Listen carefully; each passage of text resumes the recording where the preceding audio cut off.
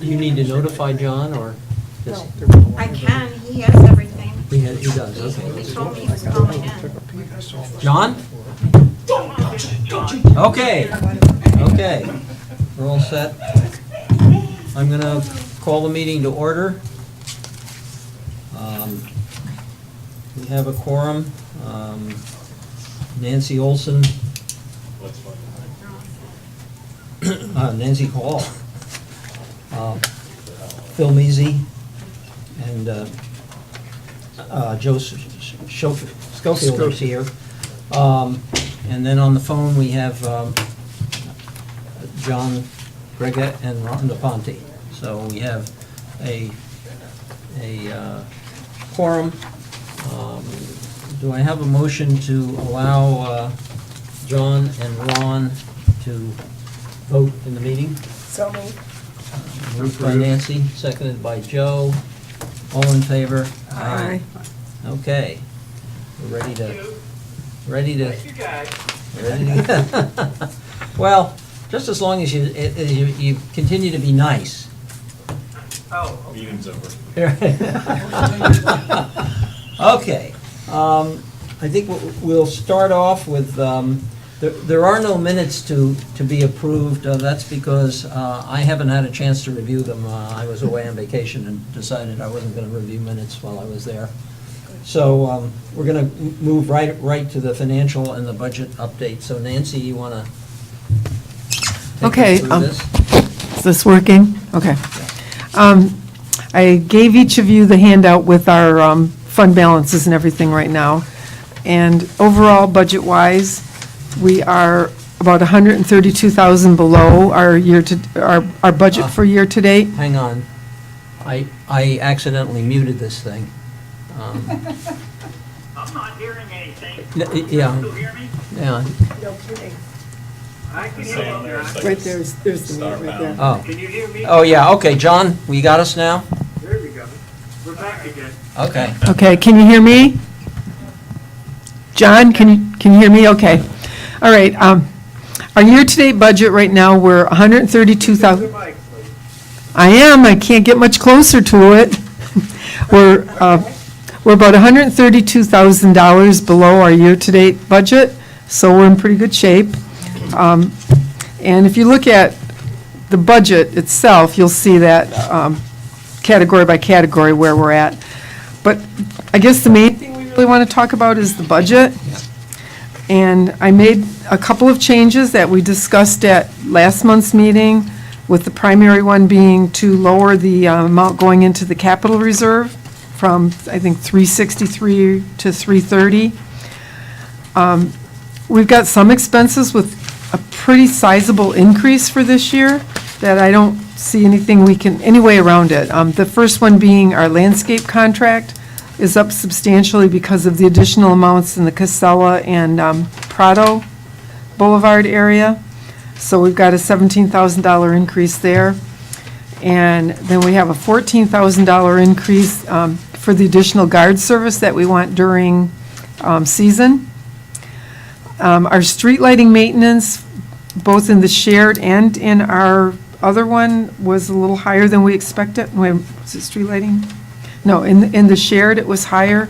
And I'm not sure why, because we still haven't been able to repair those streetlights out on Tree Line, which we just heard, I think, from Doug today, what the problem with that was, that we haven't been able to get the approval to fix that.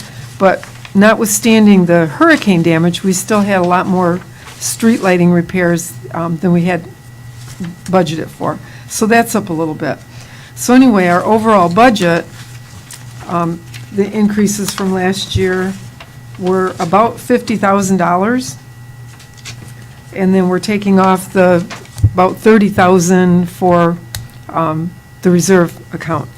Now, I did email Stephen Bloom on his preliminary budget that he sent out. Our total expenses for those two items, our HOA expenses and the capital reserve, were, I just had that here, $1,630,000. So I just emailed him to make sure that we can move those funds between those two line items, and I think we can. because it's all HOA money. Mhm. So that would leave us with an increase this year of, let's see, our fiscal 2018 budget was 2,303.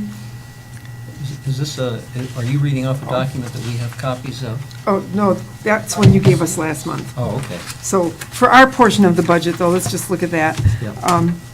Last year, total budget was 1.226, and this year it would be 1.277. So about a $50,000 increase in our budget this year.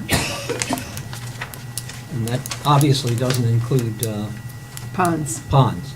Now, is the total still come within the limits that we originally proposed? Because we had the preliminary budget. Yeah. It seems to me we can't exceed that.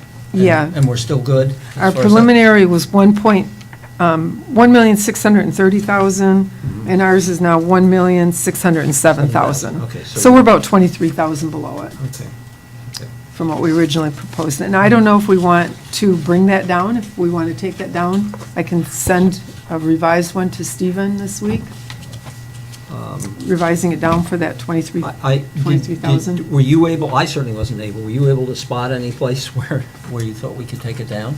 Well, that's what it's taken down to on this proposed budget right now. Yes, right. So I could send him this proposed budget, which would take it down to the 1.607. 608. Saves us a little bit, but not much. Anybody else?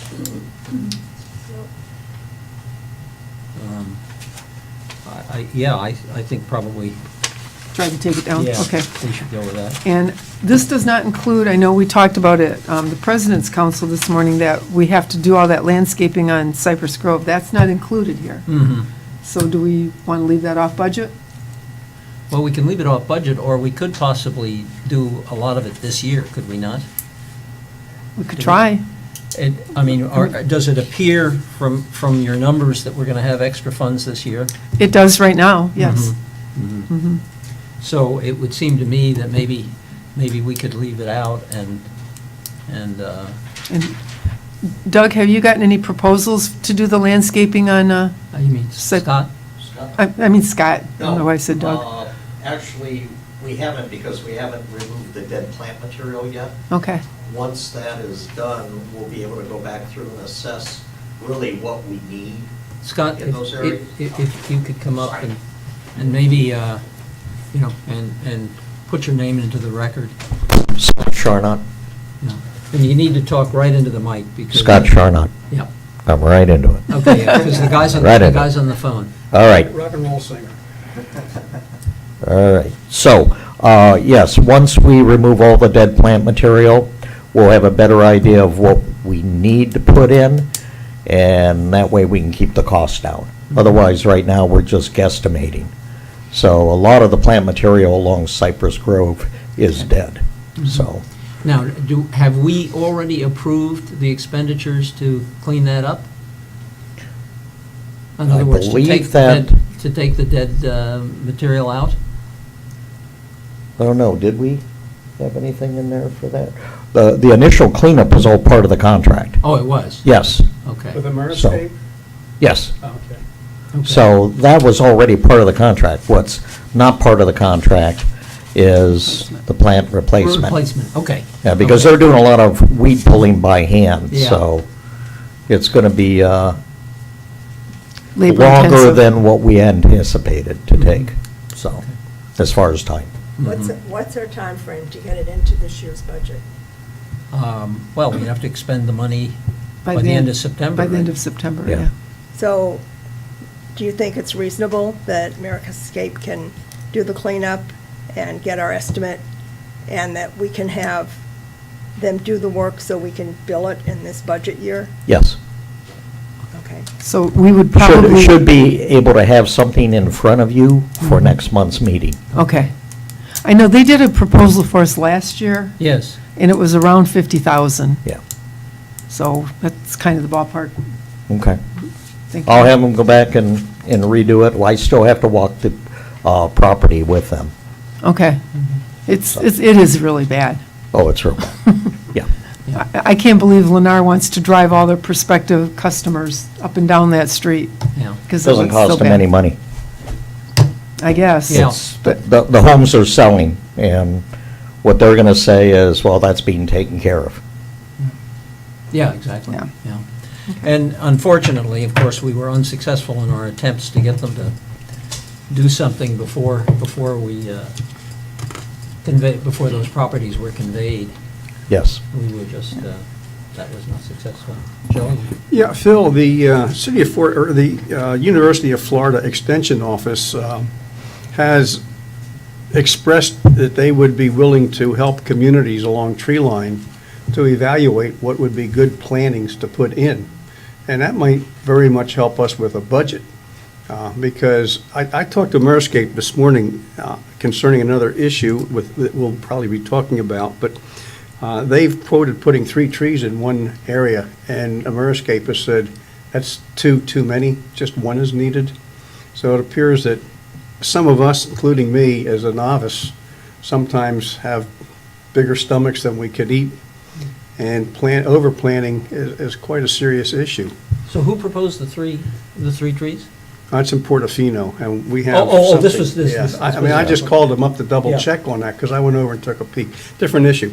I'm just stating that perhaps, from my conversation with Ameriscape, it appears they don't have an arborist on their staff.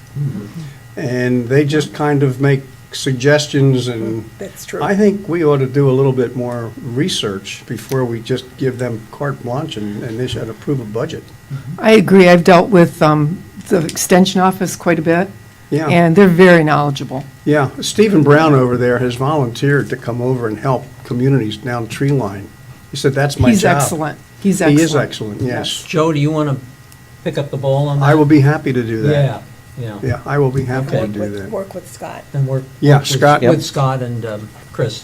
Okay, very good. Yeah. Once we have suggestions from them, then we can go to Ameriscape and get a quote for what.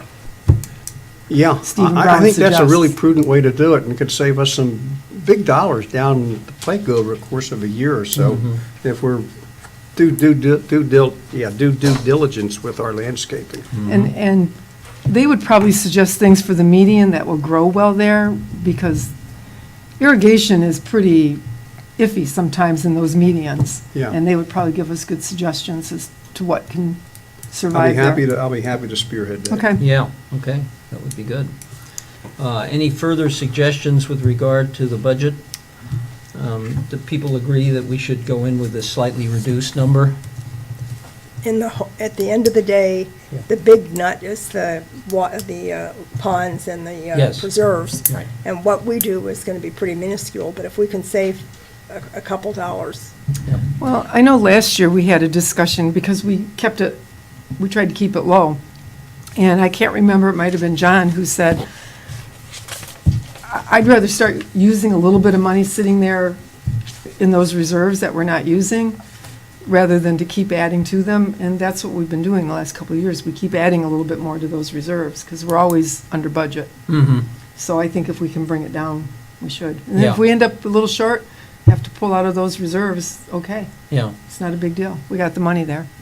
My view is too that once this budget is approved, that we probably ought to send a communication to people in Pelican Preserve, which I think we did last year. We did.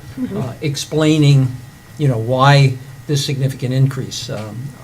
Nancy, as you know, I mentioned it at the President's Council this morning, that the increases would be on the order of $995 or almost $1,000, not $1,000, I'm sorry, $95 a person. You almost gave me heart Yeah. failure when you said 1,000. That they Oh. they would be on the order of $95 to $100 a person, and that's Yeah. about where we're going to be. So, Okay.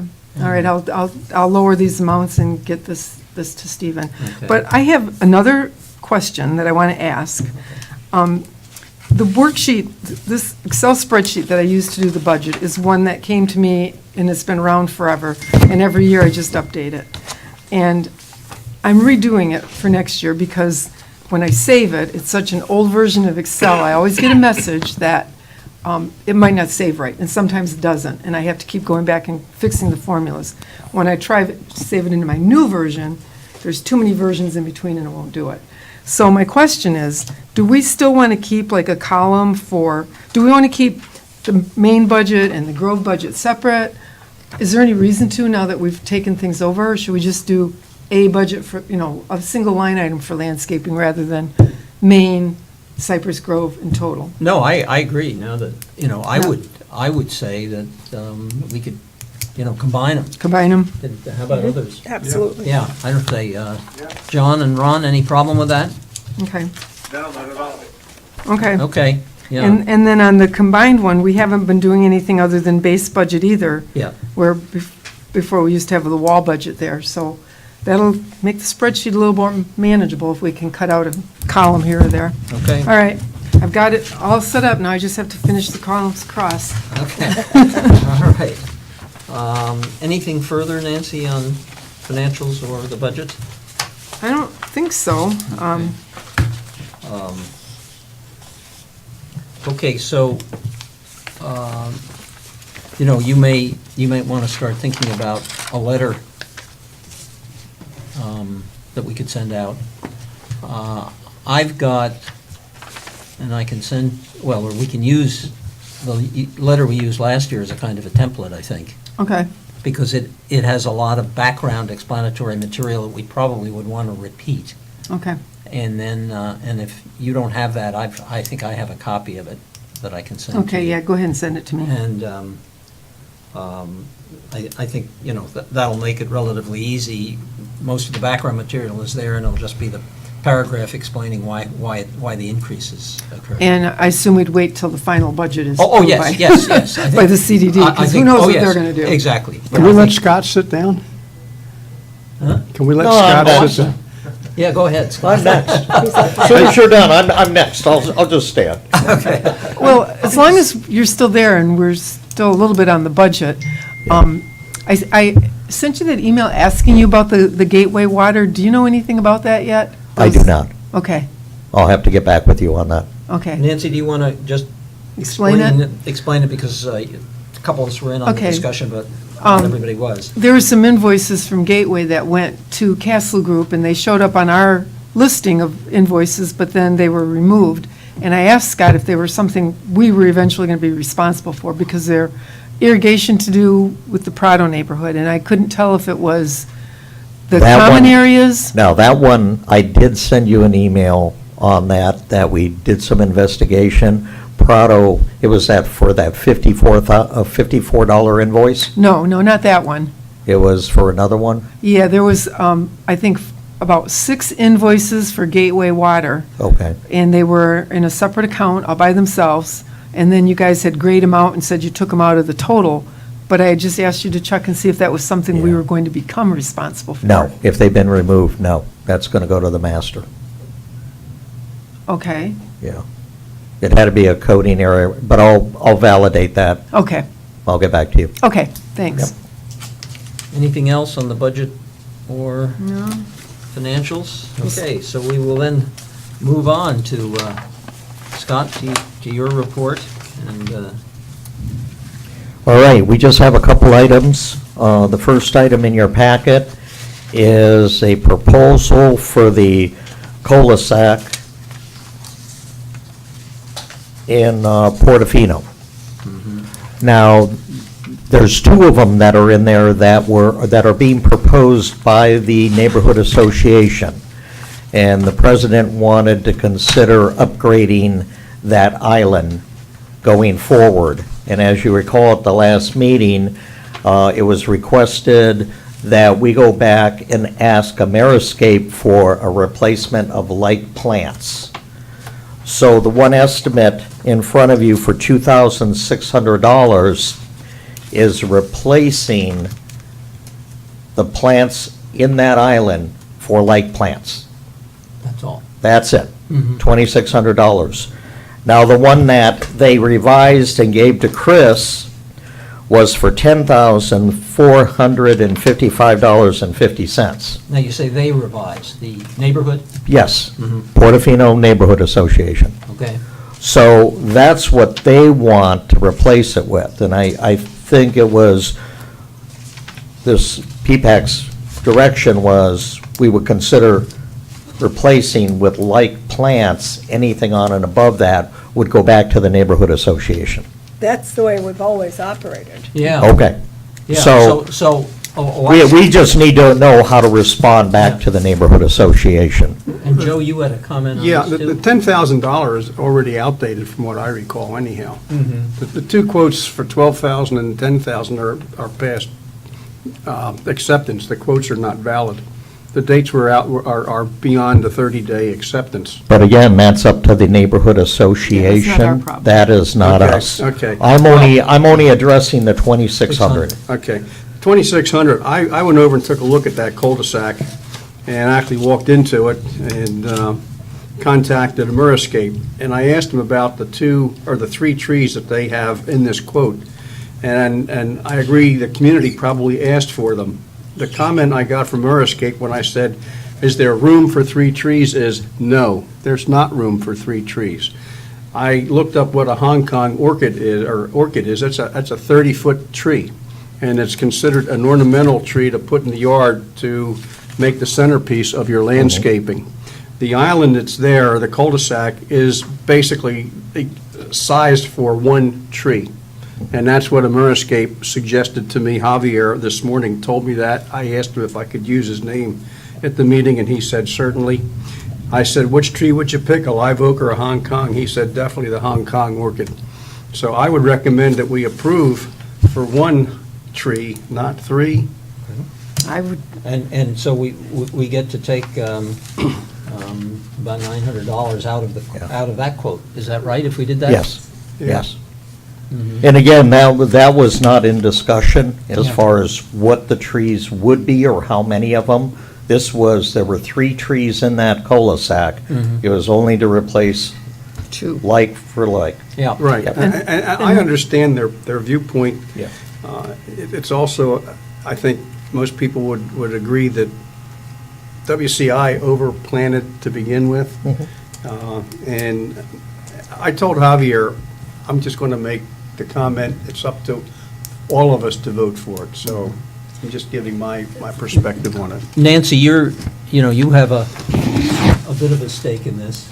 Well, I Any guess, comments? I guess my comment, and so does John. Yeah. My comment here is I don't think we should do anything differently, excuse me, for Portofino than we've done for other neighborhoods. And any other neighborhood that wanted over and above the basics has paid for it themselves. Having said that, I would be willing to abstain from voting on this because it's my neighborhood. John, any comments from you on this? No, I mean, I agree with Nancy. I have one comment. I mean, the numbers that you're throwing out, I certainly don't remember those numbers in the official quotes. I don't know where they're coming from, so I don't have that paperwork in front of me. I mean, you, obviously, Ameriscape does, but, originally we did lose 2 big trees there, so. And there's a lot of other stuff there. The key to I want to be sure that's included in Ameriscape's quote is that the stumps and everything is removed before they replant. It is, John. You can't keep big stumps and everything else in there, because I don't think they have been removed. They will, that's part It's- of, Part of the quote. it's part of the quote. it is part of the quote, John. It's, okay, yeah. And I don't have a problem approving the full 2,600. I mean, maybe Ameriscape says 1 tree is better than 2 or 3, but Well- we've agreed to do like for like in a neighborhood. Okay. One possibility here is if Ameriscape says that that's not something that should be done, maybe we could contribute to what the neighborhood has to spend, the difference. I think we ought to just let the neighborhood know that Ameriscape would only recommend 1 tree. Yes. Let them make the choice. Yeah. I'm not I'm not trying to No. create an issue here, but No, I think we should maybe be smarter as we move forward in what we're doing. Yep, Could we suggest to them that they have the county extension office come out and give them some Certainly. recommendations? And actually, they could talk to Javier. I don't want to guess what somebody may have done, but they got a quote on like and kind, which is what they were asked, Ameriscape was asked to do. It might have been good had Javier volunteered at that point to say, here's what it would take, but we wouldn't recommend planting 3 trees. Well, they're only asking for 2. Well, it's 1 oak tree and 2 Hong And 2 Kong Hong- orchids. yeah. Oh, 2 There's Hong 3 Kong trees orchids, there. yeah. Yeah, and there were, if I may, there were 3 there. Yeah. There was you can one in see the center, stubs. and then there was 2 in the Yes, outer right. perimeter. So, actually, Here's all the the, yes. all we were trying to do was to get a number and Like say, that. this is what we've done with the other neighborhood associations. The remaining dollars is left up to the neighborhood. Right. Now, see, the neighborhood did get an arborist, and that's where Yes. they came up with their plan. Oh, And that's, okay. But- and that's a $10,000 proposal. Yes, it is. And does their proposal include what we would be doing? In other words, we're saying we'll do $2,600 worth of work. Is that included in the 10,000? No, it's not. It's not. So what they would be responsible for is the $10,455 Right. minus the $2,600. Okay. That is what you would vote on, is allowing the expenditure to Portofino Yeah. to be $2,600, and then they can decide whatever they want to They do. wanna do it. Because if you look, they're only adding 1 large tree. Mm-hmm. They're adding 4 ornamental, smaller trees, but they have 1 Bismarck palm, Which will be huge. Yeah. which will be big, Right. yes, yes, So, in Yeah, go- 15 years. sorry. Yeah. So it looks like if we can approve $2,600, and they can. Do what they They can do want. what they want. Yes. With that money. Okay. okay. Any further discussion? Have a motion to approve a $2,600 expenditure on the Portofino cul-de-sac? I'll make a motion to approve $2,600 for Portofino. Okay. I'll second it. Nancy, Joe makes a move, Nancy seconds. Any further discussion? All in favor? Aye. Aye. Okay, 6-0, it passes. Okay. Scott? The next item we have is the current contract that's been in place since December for the Casella Commons. That never went in front of, for whatever reason, it did not go in front of you for approval, so this is the process that, bringing it back to you to approve it. It's already in place and being done. Did we agree, and let me test my memory here, we agreed at some point that we're going to combine this with the base contract? Yes, they're right? working on that now. Okay. Yeah. So we will take our 30-day notice and then put the Yes. two of them together. And, well, we're going to have another one coming up, too, that, and that's the rest of Prado. Oh, okay. So we're going to wait until we get them That's all. right. Okay, And makes just sense. put it all together at Makes sense. once, otherwise we'd have to do it one more time. And that is in our budget, the Prado Yes. one. The Prado one. Okay. Scott, the proposal we have here, the agreement was signed by David Caldwell. It's made to Pelican Preserve GSCDD, Casella Commons. I'm not sure how David Caldwell could sign a contract for Pelican Preserve GSCDD.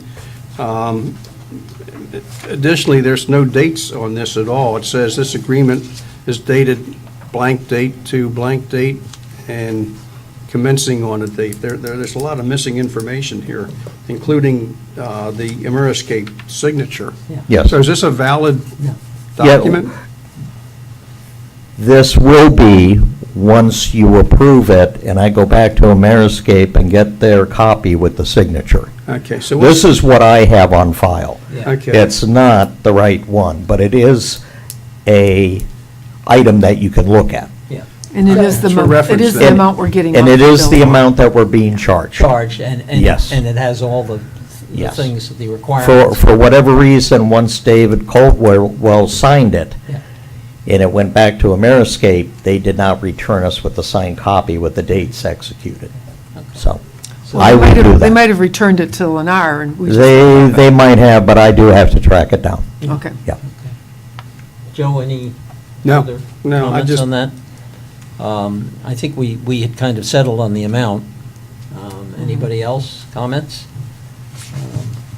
A motion to approve the landscape contract for Casella Commons, I guess that's what it covers, these, which is really Pistoia and Casella, I guess. No, it's actually just... Oh, it's from- just Casella. It's just from the roundabout at the corner of Cypress Grove and Prado Boulevard up to the roundabout in Casella. That's a very, very Yeah. short piece of property. The map is in your, Yes, if you right, need a yeah. visual. Yeah, well, that's, Also- but it is to cover this, It also includes the two cul-de-sacs at both The ends cul- of Casella Way. yeah, Casella Way, okay, all right. So I will move to do it. Nancy moves to approve the contract, second? I'll second it. Nancy Hall moves, Nancy Olson seconds. Any further discussion? All in favor? Aye. aye. So now that has to go to the board, right? It's over $10,000. It's over 10,000. Yeah, okay. So I guess the motion really is to take it to the board for approval. Okay. Yeah. Okay. Okay. That's approved. Let's move on. Scott? The only other item is I emailed all of you an update. Chris and myself have been working on getting those lights out on tree line.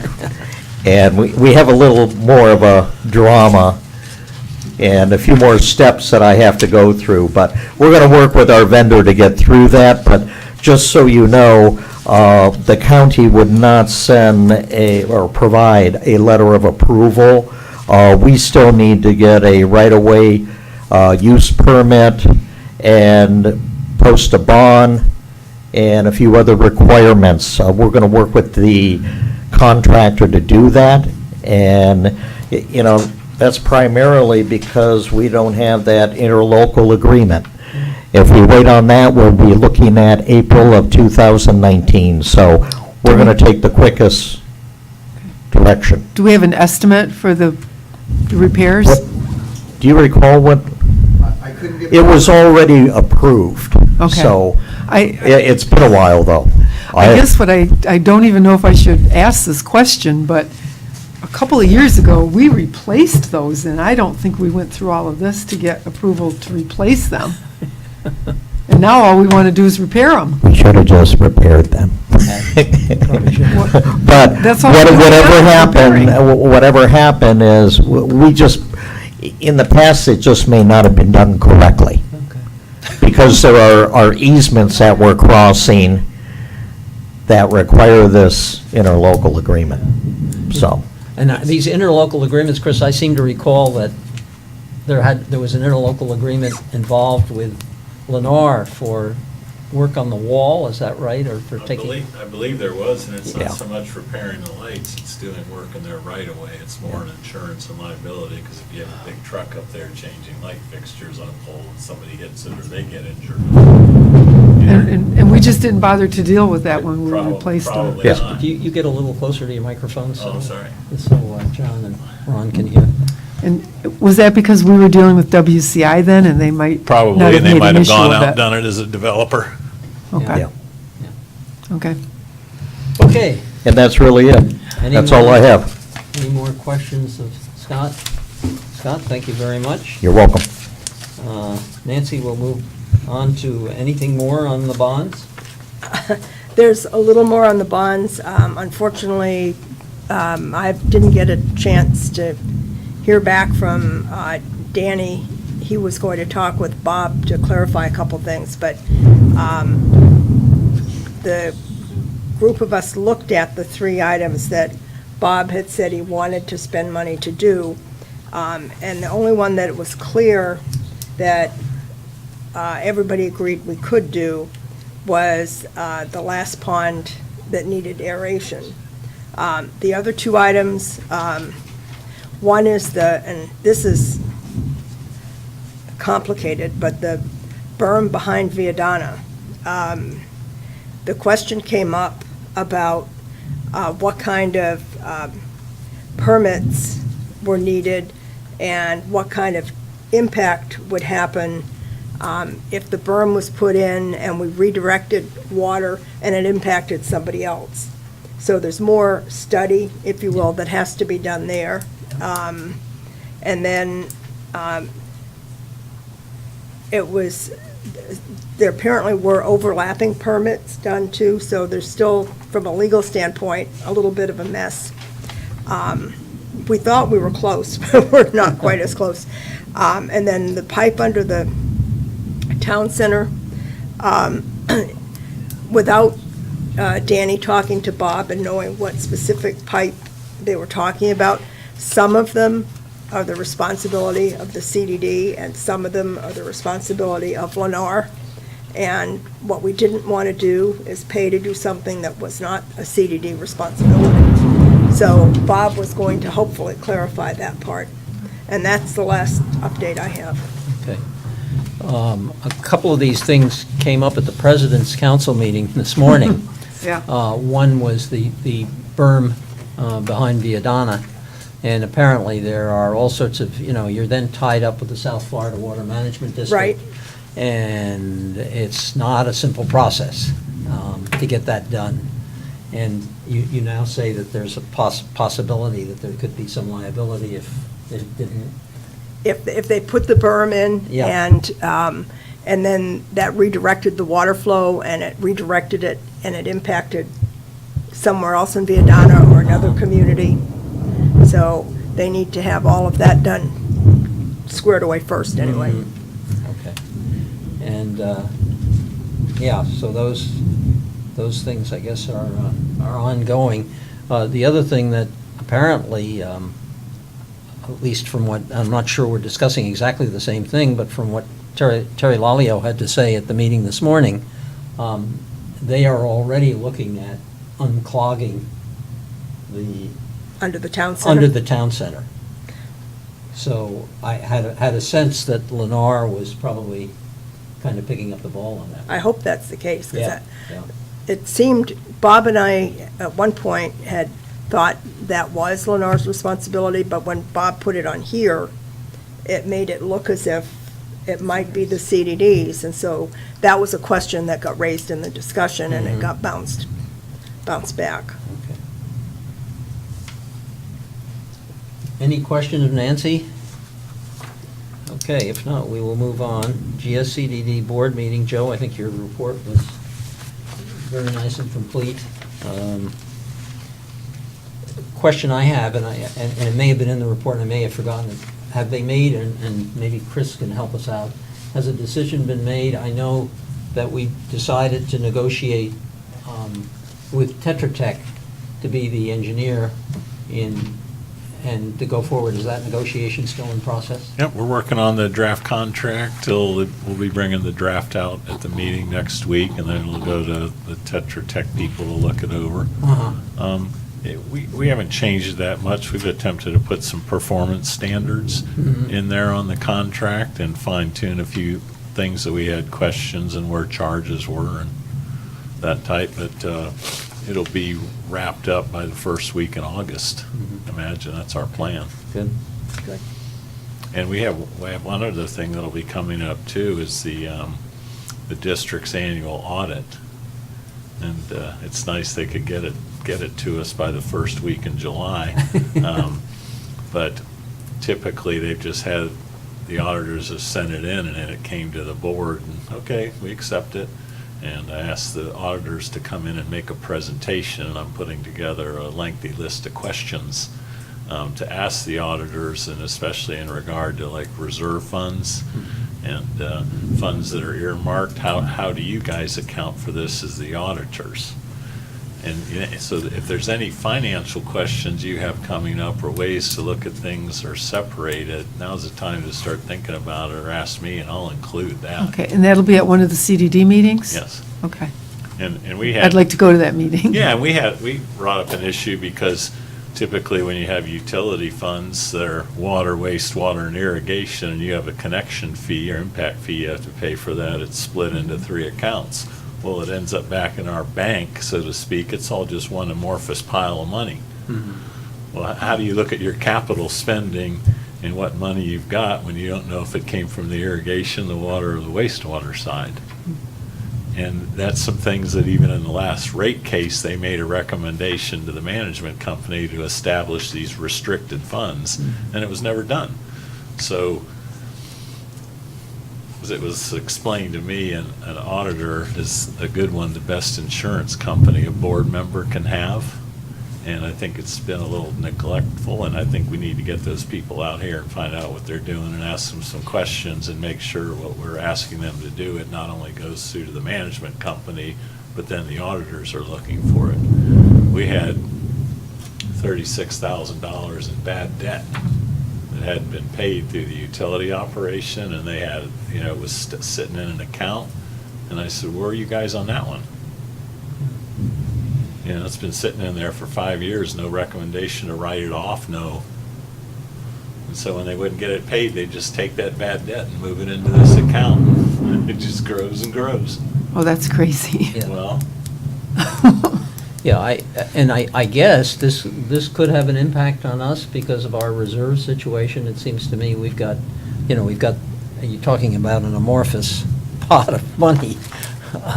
We certainly have that. Now, we have some designated reserves, but most of it is in just reserves, right? 3.6 million is in unassigned. Unassigned. well, and that may be something that where you wanted to sign into district reserve accounts where you can't pull it from one to the other without a board vote. There may be some things there, and I just thought you can talk to the management company about handling the cash where the rubber hits the road at the auditor. So I'll sit there and I'll ask the auditor, now, if you were us, how would you set this up, and what's the best way to audit an account like this? Okay, well, that's the way we're going to set it up. Yeah. I think there's a Okay. little too much of that. Here's your report, rubber, thank you. Okay. Okay. Any further? Phil? Yes, Ron? Yeah. Where are we gonna move 500,000 of that to the capital reserve account? That I thought was our plan, or we certainly had mooted that as a, I don't think we voted on it yet. no, we have not, that we would recommend to the board that we move $500,000 into our And capital reserve account. is that in addition to the amount that would go in there anyway this year? Yeah, I think so. Yes. So- I think we decided that, we would have whatever the amount. The that's three-something. Three-something that's to go in Plus there. the 500. Plus the 500. So that's going to take us down by close to $1 million in the unrestricted. Mm-hmm. I don't. Some of that is Pon's money, right? Some of that is, Geppert would say some of it is Pond's money, and it could be that we want to separate those things so that we know how much of it is Pond's money, and it's designated. Right. So that would be a question to ask the auditors, Auditors. is how we should do that. Yes. If they would recommend that we, because then maybe it should be in a restricted fund Yes. rather than an unrestricted, if it is just for ponds? Yes. Yeah, Okay. okay. Do you want to follow up with Geppert on that, Nancy, to see? She can't. How much? Yeah. Okay. She can't. Oh, that's right, you can't. I forgot about that. You can't do that. Well, I can send the question through Diane to Yeah. him, how much Yeah. it should be. Yeah. Okay. Yeah, that's fine. Any other comments or questions on the CDD report? Okay. Ponds Work Group, the meeting will be a little shorter because Geppert isn't here. Since he's always. It didn't make our president's meeting any shorter today. No, it didn't. But then Doug talked There- quite a while. There were a couple of things that Doug Zanter reported this morning, and I will kind of try and summarize them. One of them is, and of course this has been ongoing, that the downspout, gutter downspout initiative is continuing. They're finishing up Portofino, and then they abandoned Portofino? Are they Well, coming that back? was, somebody That's the said that, impression we got that was the today. question we got, as to why their work has been so sporadic in Portofino, and apparently that it's a little company, we're almost 100% of their work, and people take vacations and they don't do the work. But they're gonna finish up Bellagio and, I forget, one more, and then all of. Sienna. Huh? Sienna, I think, yeah. And then all of Old Pelican will be done, and the one other that they're gonna do this year is Solero. Mm-hmm. And then, as Bob has said, in future years, we're gonna have to move forward and do it a couple of communities at a time, because we don't have the money to do a whole bunch. They must be way behind schedule, because Bob originally told us ours would be in July, Oh, wow. and we still got 3 neighborhoods ahead of us yet. We pulled hedges a year ago because they were going to be right there to do it. Yeah, yeah. So, Oh, yeah, like he told me the end of May, we're gonna be there in July, so you gotta get those gutters up. So, like, Yep. man, we really rushed around getting people signed up to get new gutters put up, and Yep. now we're just sitting there. He's Yep. overly optimistic. Another item is that Lennar supposedly video inspected and cleaned all of Prado and Pistoia stormwater piping, and we've recently discovered 100% blockage in some of those pipes due to the recent Prado flooding, so we're gonna have to go in there, and those are gonna have to be unclogged, so that's a problem. now, can that be done under the bond? Is there still a bond for that community, and can that be charged back? Well, I imagine, and I just saw the email on that where they talked about some of the obstructions in Yes. the pipe. And I would imagine that's going to be under a warranty claim Mm-hmm. because the pipes aren't clear. Clear. And you have a year warranty for Right. that. So as far as what I And- read this morning, with Tony, that was the bet that was being taken. Okay, and it seems to me that the thing that's probably caused the clogging has been the construction work Yeah, the construction debris gets flushed down in there. They in there, actually and serve- so we shouldn't have a responsibility if. Which if- is why we didn't want turnover of these assets to begin with, is Right. because of things like this. Exactly, exactly. You quit laughing. The other thing that's really coming to the fore, and we knew this previously, but that this whole business of stormwater and how it's handled is a huge problem. It covers not only Pelican Preserve, but also all of Gateway and beyond Gateway. The whole And county. yeah, it really covers the whole county. And probably the entire system needs to be modeled. And I think that Ed Tinkle is pursuing that. And that would be, it looks like that could be a $200,000 job. And determinations need to be made as to how things were put together. I gather there's a lot of blockages places. There are places where the weirs may not be the proper height. There are things that were engineered into the original system going back to 1996 and even before that probably weren't done properly.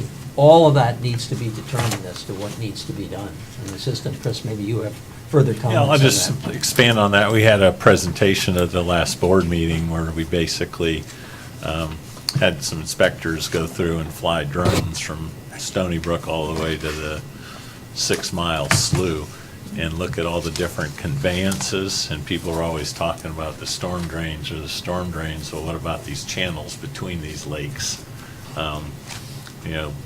Box wall culverts. We've started cleaning some of those too up on Basin 1 behind those shops on Colonial, where the water goes over to Colonial from North Pelican, and the whole thing was just enveloped by trees and almost covered up. So we made a whole list and estimates for maintenance, so we're working on that. One thing we found that's interesting is where all that water leaves Colonial, and even going through tree line, you have double sets of 11x5 box culverts. So then you get to the end of the Colonial, and there's these 11x5 box culverts, so you go about another 150 feet, and it goes to 2 8x4 foot box culverts that go under the interstate. So, and there's one of the Pelican weirs that it was made for a cutout of 25 feet. You go measure it, it's 20 feet. we found things, oh, well, your opening's supposed to be 72 inches by 6, well, it's 60 inches by 5. So, in a lot of this, there's conveyances coming out of Stony Brook, and same thing, they've just grown over. They haven't been maintained properly, or there hasn't been the right easement there, and that little section between Colonial and then going to those next culverts, it's almost grown up to ground level. So we're talking to the DOT, because that's actually their property, and looking at access from Colonial. I met with them last week, and I said, at this point, I don't care about the finger pointing or who, I just want access, because all I need to do is get in there with a long stick and clean all that out. And if it's $2,000 a day for a piece of equipment, I'm not gonna hold this up over, you need to give me 500 as your share. So, and we figured it's gonna be about $100,000 to go through and clean all these conveyances. The second part of the stormwater model is we had a number of structures all throughout Gateway surveyed recently with benchmarks installed, and that include tree line, carina, anywhere there's a cut through there. And we had those put in, and the next step is, and next week I'll go to the board for approvals, we'll be putting in water level monitoring equipment. And basically you have monitoring equipment on each side of the structure and taking pressures, and we'll also put a staff gauge there as a backup. All that'll be radioed right back in here the way it is with ours. And the thing about the stormwater model is, I said, that's a great idea, it's gonna be expensive, it needs to be done before you can make any real adjustments in the system. I said, but without field data, your model's no good. And no one's ever collected data here to go, well, if it's 4 feet here, what should it be at Pelican? Well, once we put all these in, we'll have a good idea. Or if you find out it's usually 5 feet here, 4 feet here, and then all of a sudden it's 6 here, and, well, something's going on between those two. But that's what we'll be doing, and I've gotten quotes from vendors, and we'll be cleaning out those conveyances and installing that equipment. And then once we get that monitoring data started, then it'll be trying to find the funding to do a stormwater study. And Chris, at first, there was some thought on Bob's part that we would put in a couple of the monitors just preliminarily, but now you're gonna do it for the entire. Well, they wanted to get kind of going real fast on it, and I was like, we haven't had data for 25 years, what's 2 months? And it's funny, because one of the vendor had a $50,000 price tag with gauges, the other one it was 80. And I called him, I said, you're my preferred guy, what's with this price? And he said, well, they told me we had to have it done in 2 weeks, so I'm cutting out these other jobs instead. I said, well, give me your 3-month price. Yeah, that's what I need. Bob really wanted to get in front of it, but it's a lot easier just to go in there and do it all at one time. And I spent some time over at Lehigh, because their drainage district has 133 structures over there. And 70% of them are totally automated, where they're just hitting the cell phone and raising gates. Okay. And they're all on actuators.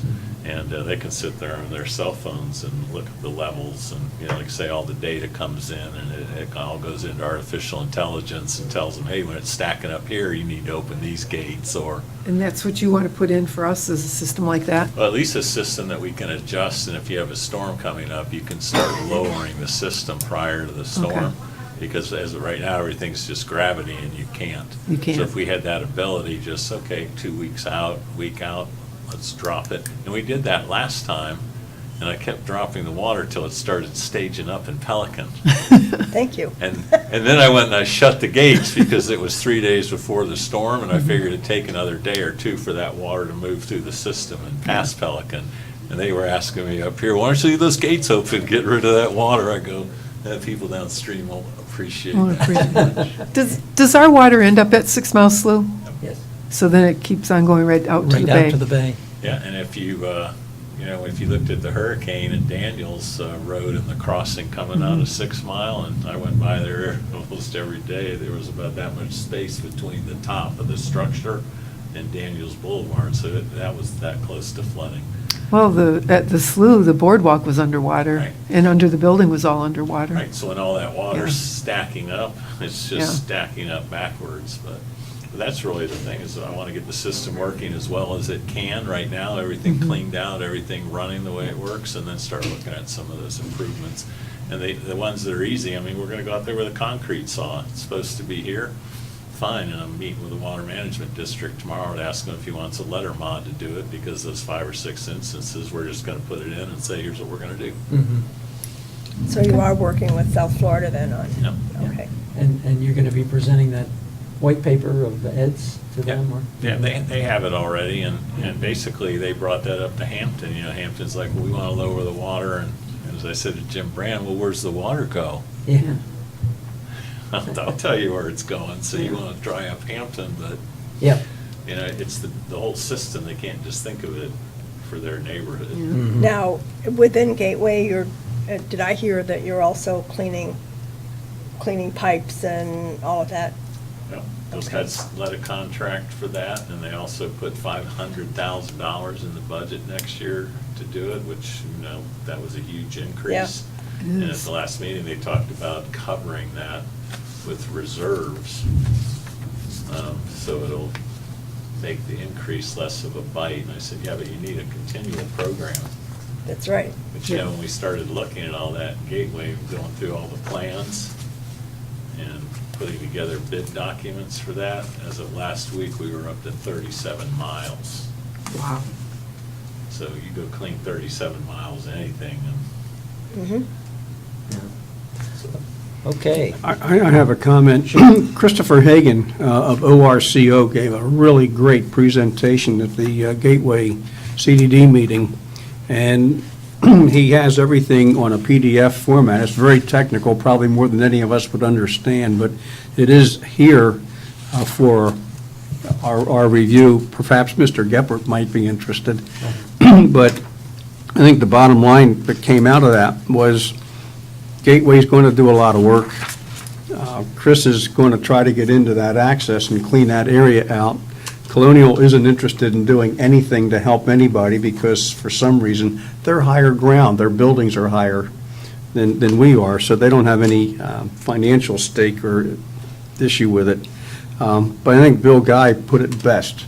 The biggest problem is right at I-75, and this fella, Christopher Hagan, stated that all the work we do prior to that point is going to help, but it'll never be a fix until I-75 underpass is opened up, which is going to be a heck of a political undertaking and a very expensive project. yeah, I met with the Colonial folks in Cal Teague and talked to them about that because they didn't really want to spend any money, and he is open to a little cooperative effort now. But he said 3 years ago, they came over here and approached Gary Neubauer and Scott Connell about doing a cooperative project to clean that section of the flowway out. And Mr. Neubauer and Scott Connell told them, we don't want anything to do with it, and we're not going to help you at all. So they kind of turned around and said, oh, now you're asking us for help? But he's kind of come around, and he said, hey, if there's a place we can work together or make something happen, and I said, I'm more interested in access, you know, be able to get back on that property and get to that area. Let's shake hands and buddy up. And I'd be happy to, if anyone's interested. I have that presentation, the PowerPoint and the PDF that he gave. And it's always interesting to view it from the drone because you aren't too high up, but you know, Yeah. you can come right down and really get And that see good what- look. Yeah. Okay. Any other questions on ponds? Okay, we'll go to safety and security, and this really, it's kind of it because it has something to do with, at least with our safety, and I forgot to ask this question, Scott. Where do we stand with getting bids on the bridges, on the repair of the bridges? On the bridges. The bridges and the boardwalk in, Oh, you're referring to the boardwalk. the boardwalk and the 4 bridges in the preserve. In the preserve. Yeah, we had We one. only have one. Right. And one thing we're going to have to decide upon doing is if we're going to want to have an engineer do the work ahead of time and have a new drawing done. The larger companies won't bid on the project unless we have it re-engineered and a drawing done. Now, I have not located as-built drawings, but because of the age of that structure, that is what we were told by the two largest companies that do the work. So we only have one bid still. So we're going to have to fund those engineer studies, or if we don't, then we're going to have to go back and look at just doing the repairs. Does David Caldwell know anything about where the as-bills are? No, I have to get back with him on that. Yeah. But a lot of the as-bills aren't, I don't know where they're at. Well, RWA did an awful lot of the planning and so forth, so my guess might be that it was RWA that had them, but Dave Caldwell has a treasure trove of information that just appears periodically, so, How does that happen? I don't know. but you- Okay.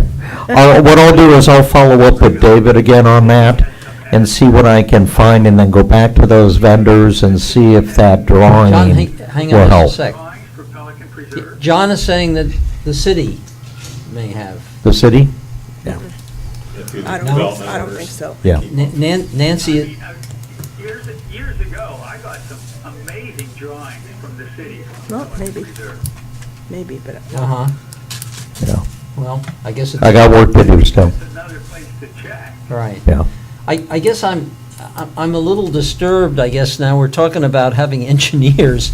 We had engineers look at this darn thing. Yeah, That's how the recommendation came up. Yeah, we And just now- had and engineers now we do have to that. go Yeah. back and do more engineering? I guess I just, Doesn't make sense. I No. mean, as-built drawings, they have to be somewhere.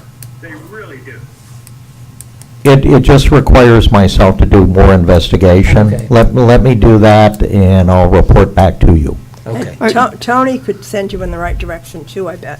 Okay. Well, and are these other companies aware that we just had an engineering firm come in and look at the structure to make Yeah. sure that, That's what I'm going to have to make sure I have all the information for them.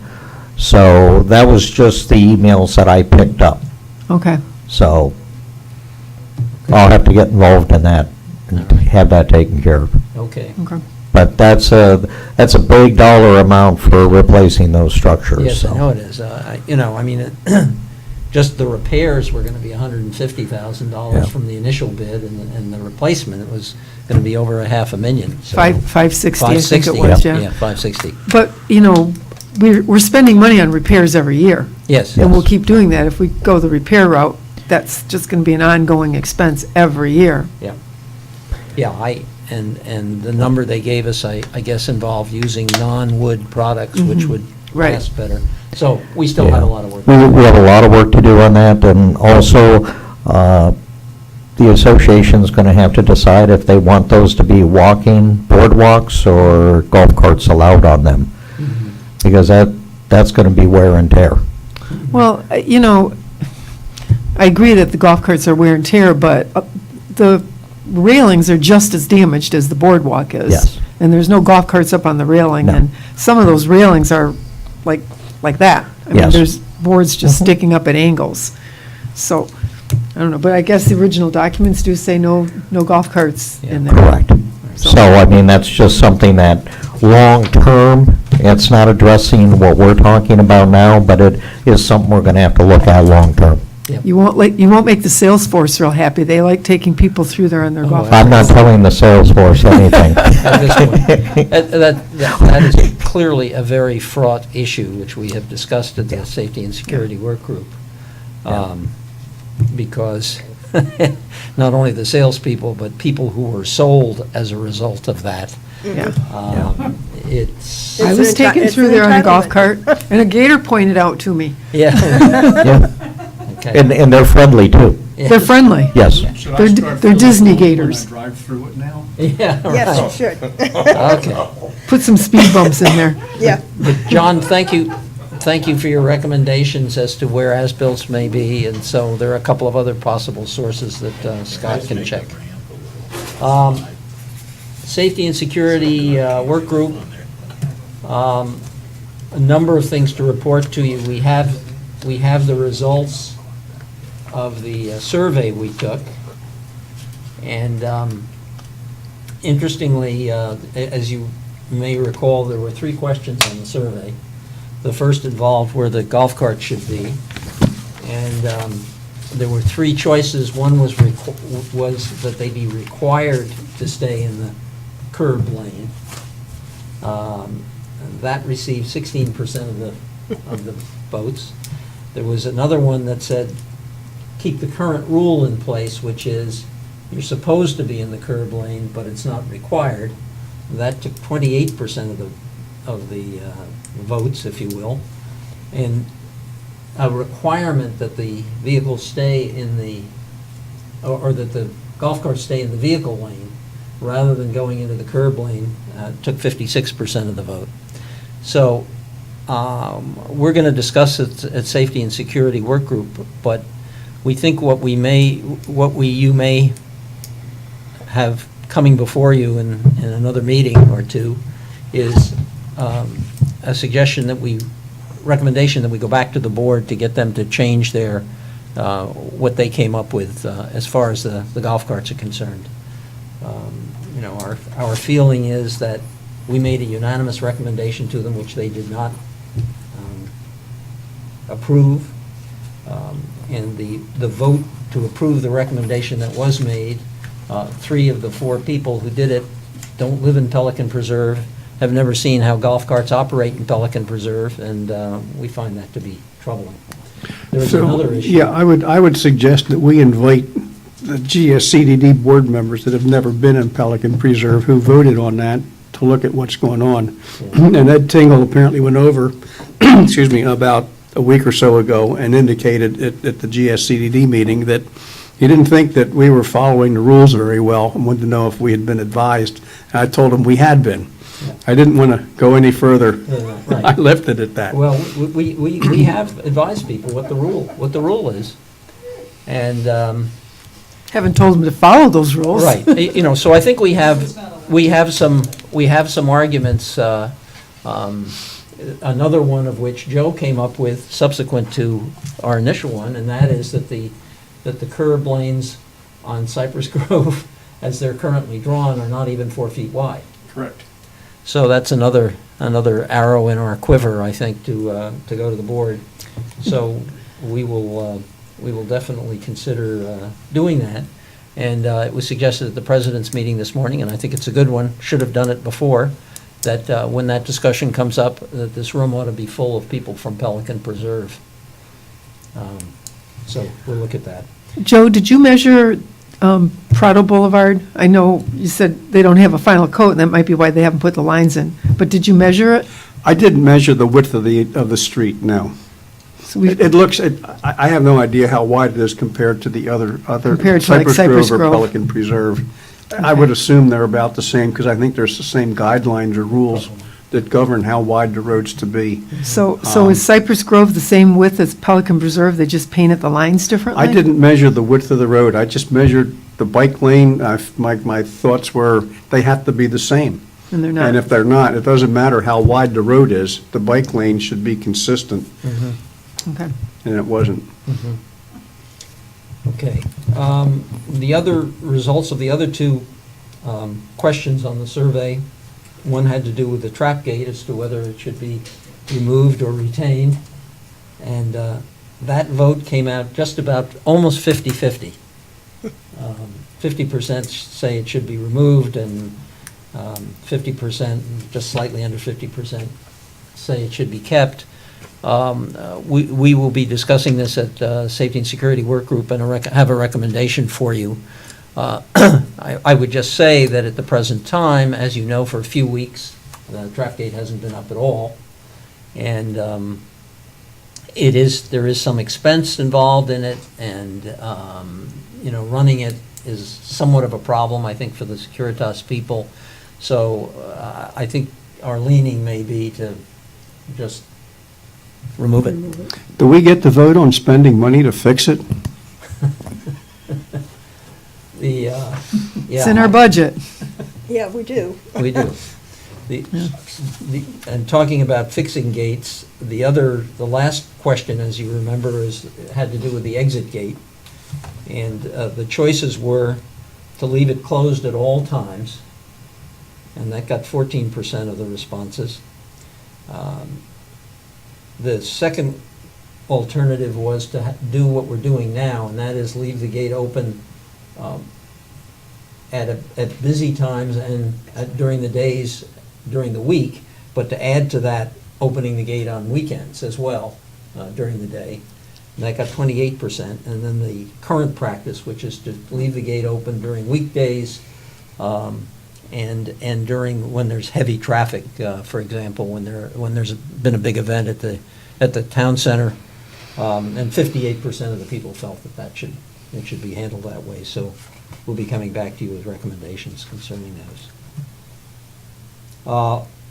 We did I guess you could call it a survey of the communities concerning community speed limits as to what each of the communities felt their speed limit should be. And the lion's share of them came back saying, leave it at 15 miles an hour. There were a couple of outliers there, one of which was Viadana, but that's a special case, I think, because they're on Pelican Preserve Boulevard. So, again, it would appear that most of the communities feel that we should just be leaving that at 15 miles an hour. Now, that creates a little bit of a problem that we'll try and address, and that is that there are some speed limit signs out in Cypress Grove that are more than 15 miles an hour. In Prado. Huh? In Prado. Prado. In Prado. They were installed by, that's what Lennar did. They had them put in 25 mile. That's for construction vehicles, I guess. Well, yeah. Theirs is much higher than that. Okay. Well, Okay. So anyway, we'll be back to you on that one if necessary. Chris, yeah, I'm sorry, Nancy. Before you move off that, when the group was looking at having the agreement with the police, Yes. at one point, those agreements, in order to have the police come in, required a speed limit of 25. 20, 25, something like that. Yes, they won't enforce. They will not enforce under 25. Okay, so, They're just not going to enforce it. And a couple of the neighborhoods said, well, they wouldn't mind moving it up to 20, but that they didn't think any faster than that. Well, 20 doesn't do you any good. It would just be expensive. We'd have to change all the signs. And the general feeling that I got from the people who commented on it was, look, we recognize that practically no one drives 15, but that if you up the speed limit, people are just going to go that much faster, and that we're better off just leaving it at 15. That was kind of discussion. that was the general that sentiment. seems reasonable. Yeah, that was the general sentiment. The next thing, Chris, is a question for you, and that is, where do we stand with regard to bidding out the job for doing those changes on Pelican Preserve Boulevard at the bridge and at the intersection of Veneto and... That I don't know, we gave a task order to Tetra Tech to do the engineering and permitting for Right. that, so where they are on that, I have no idea. Would you be following up on them? I can ask them. Can see you how the ask them schedule as is. to where they- It was, we put together a schedule, and they had 3 milestones in there. Yeah. About things they were supposed to have done in 30, 60, and 90 days, so I'll check it and follow up with them. Okay, if you would do that, that would be good. Like to get that done. That's been on the agenda for a very long time. Yeah. I should tell you, we're not ready to make a recommendation right now, but the Safety and Security Work Group is considering perhaps recommending that we get extra police coverage in here. Now, that would cost us some money, but as you're all well aware, at this point, the police are so busy with other things that we're not seeing a heck of a lot of them.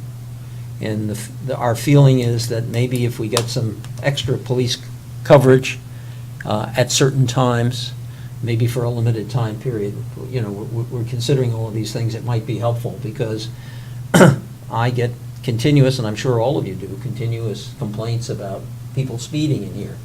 The percentage of people who really speed is, I think, not that high, but with all the cars we've got, it still makes the number pretty high. And I'd like to see them in more generally, they're just at those first Yes. two stop signs. Yes. They need to be further down Pelican Preserve and down Cypress Grove, because Mm-hmm. people don't even stop at stop signs once they get, like the one at Carina and Matarita, sometimes they don't even slow down, they just Yeah. go right through there. They blow through. I was coming up Veneto the other day, a bike was coming towards the town center, a car was coming towards the town center. The car just pulled right out, going way over that speed limit, and if I hadn't pulled onto the grass, I would have had a head-on collision. I'd have lost.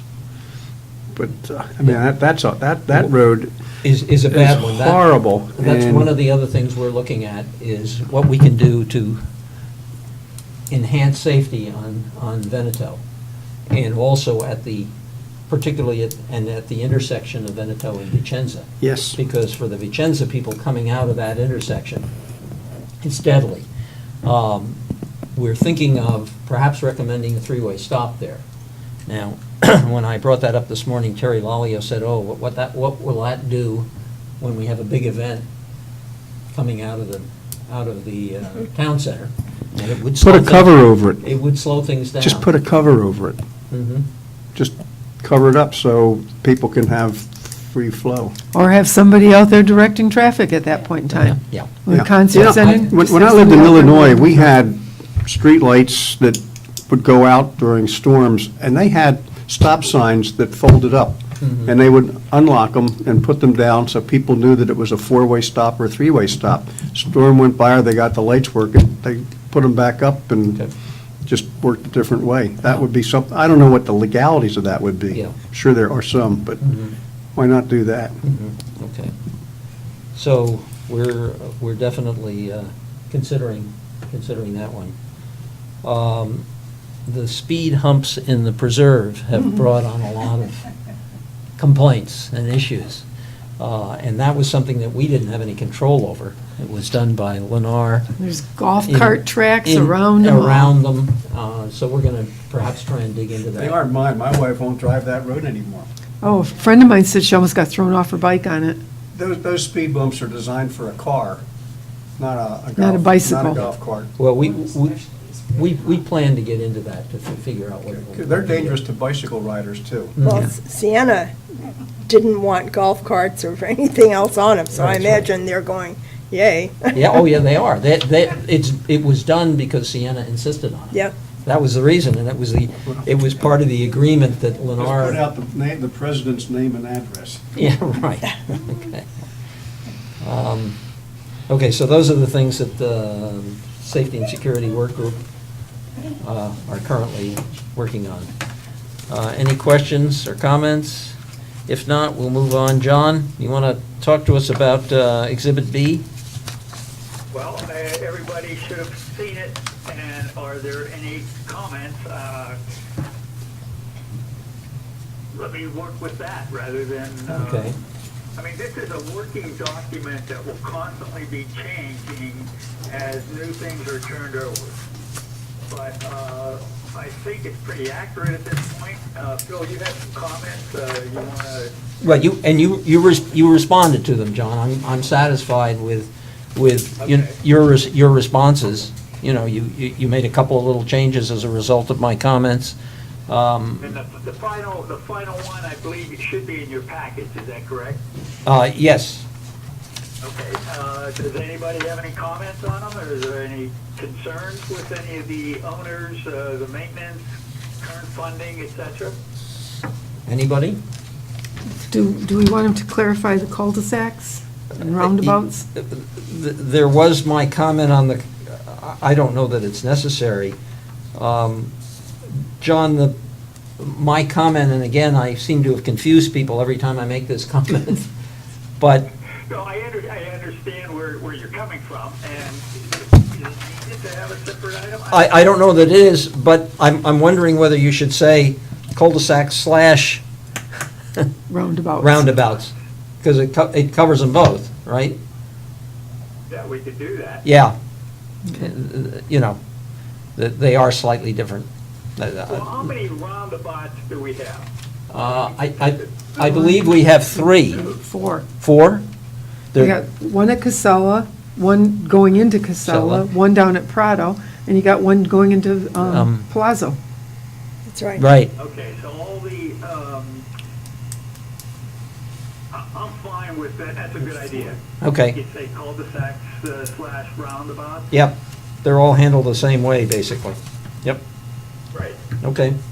Any concern with that from anybody? No. We will make a change. Okay. Anything else? John, do you want us to vote on this? I don't think it's needed, is it? I don't think so. No, we don't, no, we'll just change it. Okay. Well, no, I'm going to vote on all of the, this new document. Well, I don't think. I know we approved the original, here's what Tony Pierce said. yes, This is gonna be a working document that will constantly be changing in the maintenance agreement. right. Okay. So unless we have to take something to the CDD, if we as the advisory committee agree with it, I mean, a vote, if we're all in agreement, we'll change that one item. Well, change, change, For a vote unless we're taking something to the CDD that has to go again through Tony Okay. or something. so then I think we can say that the sense of P-PAC at this point is that the document you've presented is okay until we come up with the next change. Anybody have any problem with that? If not, we'll move on, John, I think you got it. Okay. Gateway meeting attendance schedule. Would like to go back to where we stand with that right at this point. I know I've got the next meeting on the 19th. Nancy's taking the 19th in my place.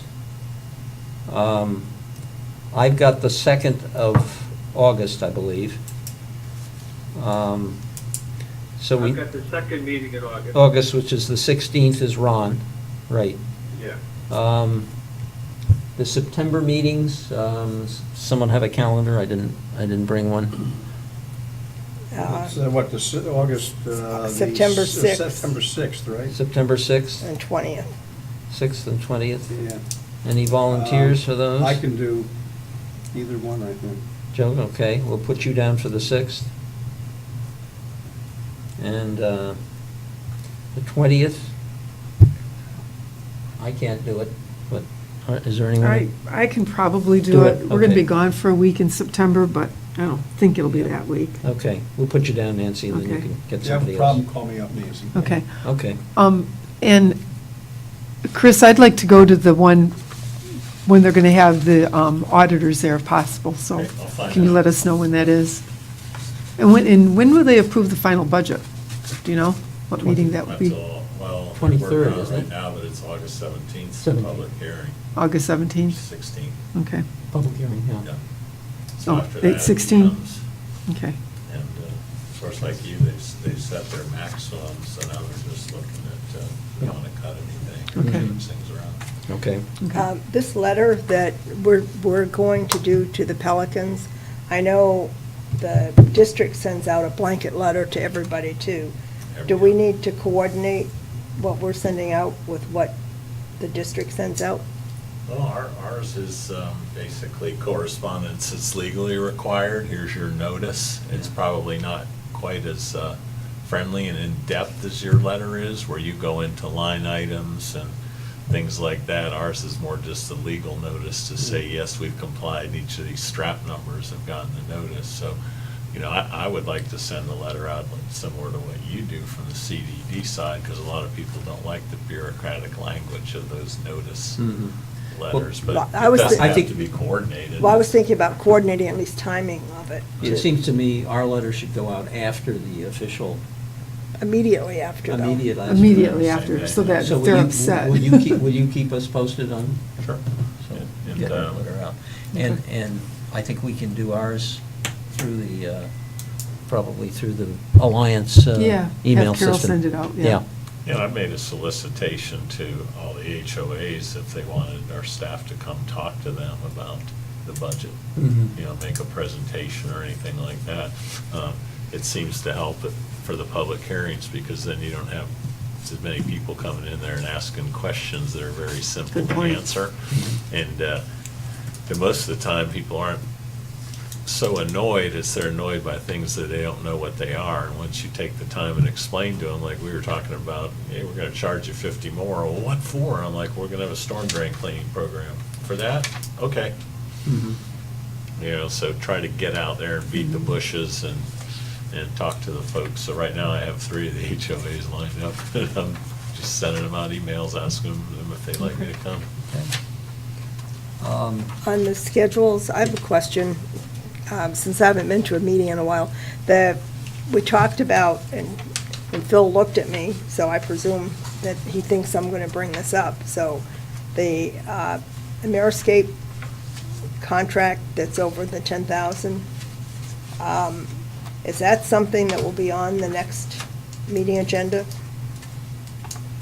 Chris, or does, Well, that becomes a problem because, Yeah, you So- can't make the next meeting. well, the agenda items went in Tuesday. Tuesday. okay, We're so. always in this problem of having a bit of a lag. And I have talked to Bob a few times before, when it's coming to P-PAC, I go Yeah. ahead and put it in the agenda, and it said contingent on P-PAC approving it, you know, if it's something important, or I'll walk it on Right. if it's really important. Nancy, it seems to me that we've been Let it go? operating. Just let it go? Let it go. We've been operating under the contract anyway. Yeah. Right? And so if we could present it at not the next meeting, but the following meeting, I think Yeah. that would be fine. And I put a note on my Yeah. thing, what to do to move it to that agenda. Okay, good, Okay. thank you. Just so I'm clear. Yes, yeah, Yeah. yeah. And one of the reasons you see some of that old stuff with David Caldwell's name as we were doing these conveyances, is we asked them for their contracts and pricing, because we wanted to see what they were paying.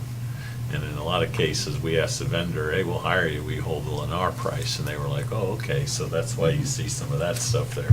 And the POs we've issued, I've actually attached that and said, per the Lennar contract, same pricing. Done it that way. Okay. Committee member requests and audience comments. Ron, may I suggest that Yeah. at our next meet, will you be here for the August meeting? Yes. That maybe you be prepared to present the proposal to move the $500,000 from the Sure. general reserves, but I think you're gonna need, some support documentation as to what impact that will have on our annual contributions, and, the fact that, support for that. Yeah, I think that would be good. And then we can move that to the board and get their approval, Alrighty. okay?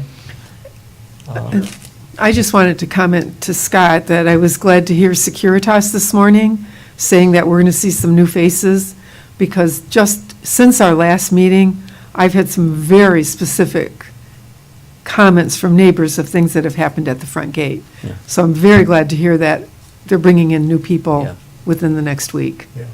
I think It's bad.